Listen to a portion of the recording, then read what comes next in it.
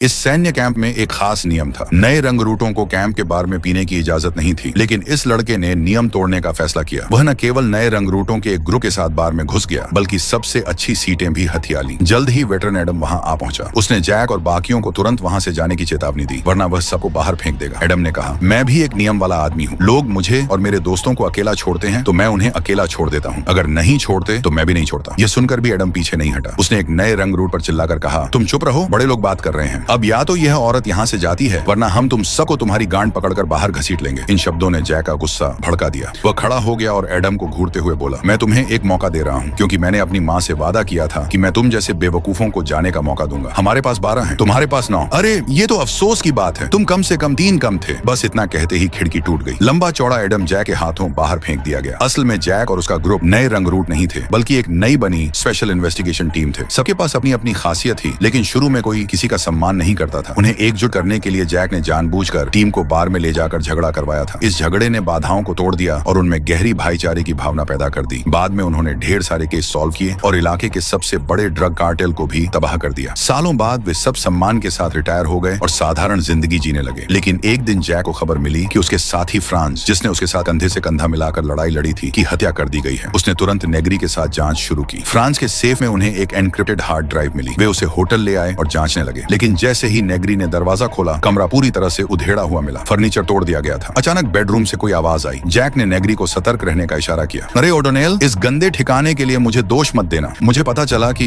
ये false alarm था। O'Donnell, जो कभी इस इन्वेस्टिगेशन टीम का हिस्सा था, जैक की वॉइसमेल सुनकर आया था। वो फ्रांस का सबसे करीबी था। आते ही उसने सिर्फ एक बात कही। फिर नेग्री ने हार्ड ड्राइव कंप्यूटर में लगाई, लेकिन उसमें 3 लेयर की प्रोटेक्शन थी। उन्हें 2 मिनट के अंदर 3 बार सही पासवर्ड डालना था, वरना फाइल डिलीट हो जाती। तभी नेग्री की नजर फ्रांस की चाबियों के गुच्छे पर पड़ी। उसमें उसकी पसंदीदा टीम का लोगो था और वह अक्सर एक खास लेयर का जिक्र करता था। उन्होंने तुरंत उस लेयर का नाम डाला। गलत। फिर फ्रांस के पसंदीदा सिंगर का नाम ट्राई किया, वो भी गलत। तब ओडोनेल ने एक बात कही जो वह खुद स्वीकार नहीं करना चाहता था। उसने कीबोर्ड पर जैक टाइप किया, get the hell out of here. 110वें में कुछ हफ्ते बाद ही वो बच्चा तुम्हारे जैसे बाल कटवाने लगा, तुम्हारी तरह बात करने लगा, तुम्हारे पीछे पीछे घूमने लगा। वो तुम्हारे साथ होना चाहता था। पंच डालो, टाइम कम बचा है। हैरानी की बात, पासवर्ड सही था। सन ऑफ ए बिच। ज्यादा घमंड मत करना। फिर उन्होंने फाइल प्रिंट की। उसमें एक लिस्ट थी। सभी नाम ए और एम से शुरू हो रहे थे। बाकी जानकारी से लग रहा था कि उनके दुश्मन उनकी सोच से कहीं ज्यादा खतरनाक थे। इसलिए उन्होंने टीम को फिर से बढ़ाने का फैसला किया। ओडोनेल को पता था कि टीम मेंबर स्वान क्वींस में रहता है। वे उसके पास गए। बहुत देर तक दरवाजा खटखटाया, कोई जवाब नहीं। जैक ने दरवाजा तोड़ दिया। अंदर से तेज बदबूदार सड़ांध आ रही थी। उन्होंने पूरे घर की तलाशी ली। आखिरकार किचन के पास बाथरूम में उन्हें एक कुत्ता मिला जो प्यास से मर चुका था। जैक का दिल बैठ गया। स्वान के स्वभाव को देखते हुए वह कभी भी कुत्ते को भूखा प्यासा नहीं छोड़ सकता था।